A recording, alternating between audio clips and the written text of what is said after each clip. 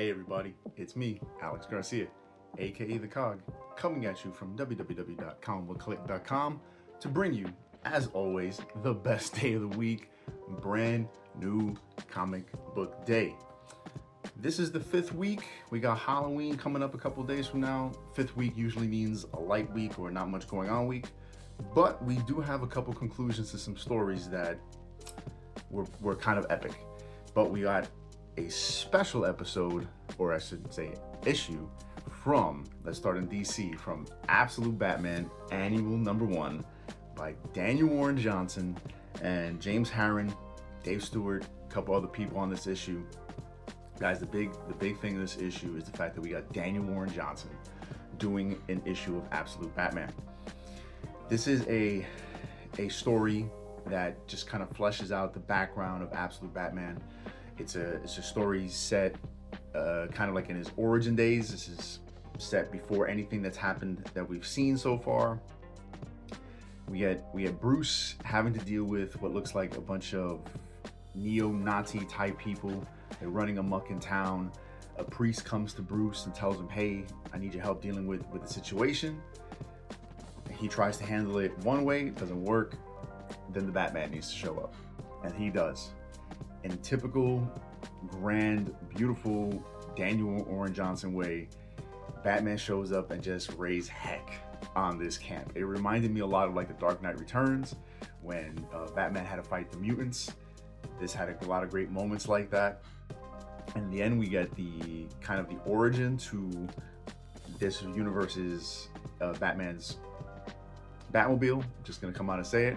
You're gonna see how that shows up, and we also get, as always, with a DWJ story, very, very emotional ties, where it shows why Bruce is the way he is, and the emotional aspects that he has to go through dealing with being Batman.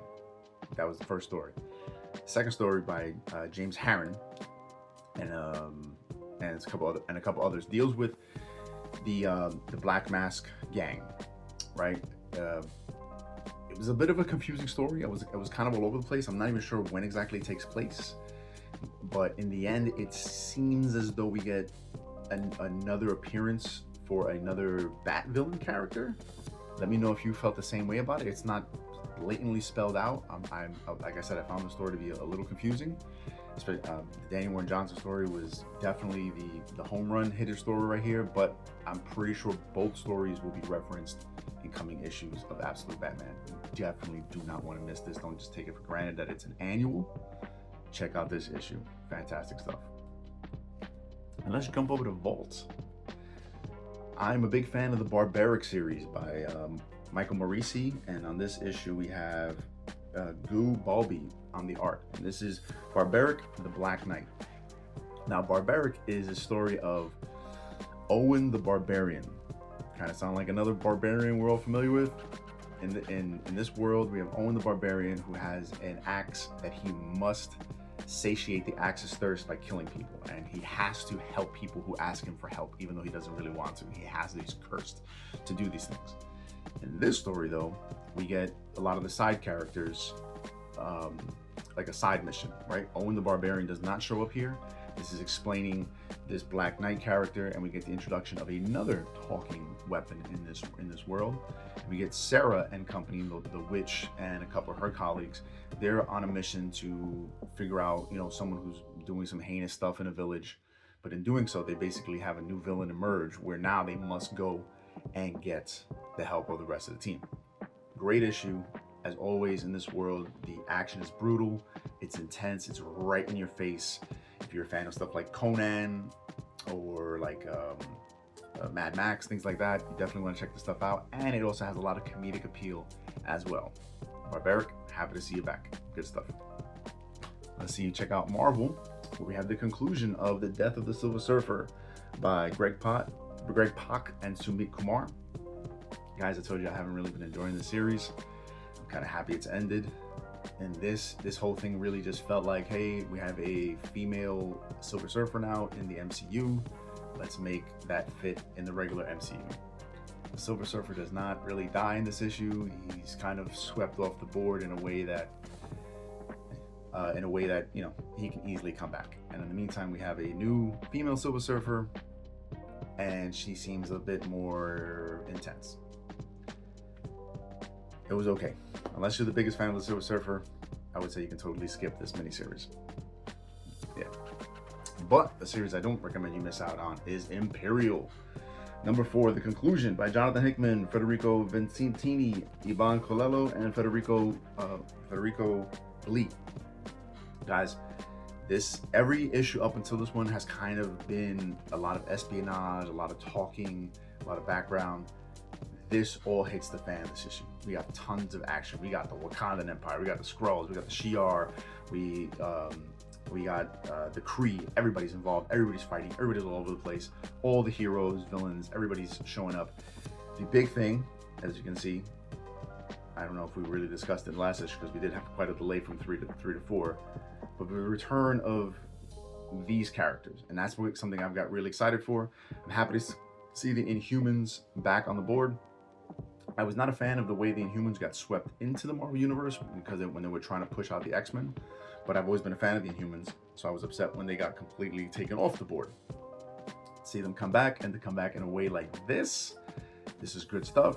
Jonathan Hickman setting up another great world. You did it with X-Men, you did it with the Ultimate World, and now you're doing it with Imperial. I hope you come back to this world. Please, because there's a lot of stuff to come from this, as we talked about before. You know, there's the four books. That's going to be 6 books that are going to deal with the space universe. Really hope Jonathan is involved in some of those books. Good stuff. Highly recommend you guys read the Imperial miniseries. And let's go over to Dynamite. We have ThunderCats number 20 by Declan Shelby, and we have a guest artist, Joe Mulvey. And this issue explains the Jaga Mumra tie, and it is very good. I really enjoyed this. It's really cool how the way Declan Shelby's been building this, that, you know, Thundera and Third Earth have always had ties, and in this we get to see almost kind of like a Lord of the Rings-esque type story where Jaga has the Sword of Omens.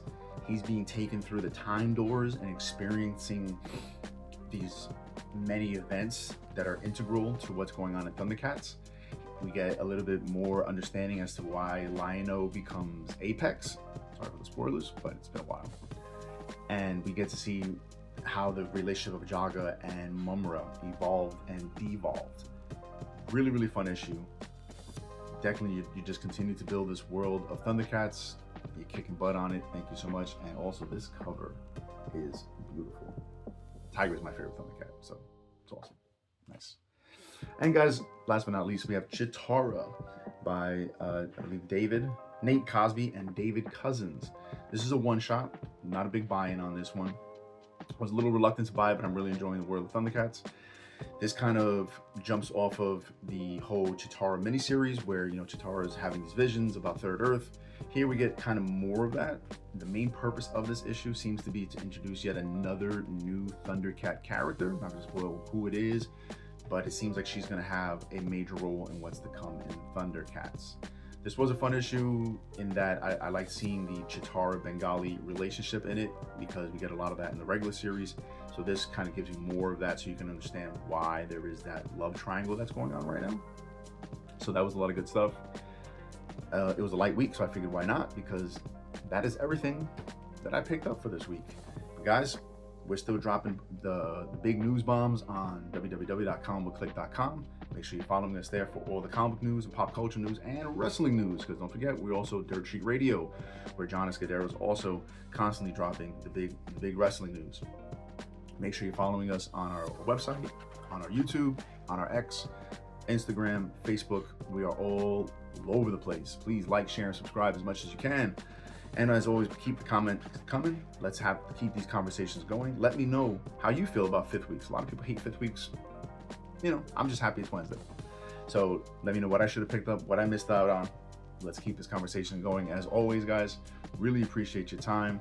Thank you. And don't forget, keep print alive and read more comics. Till next time.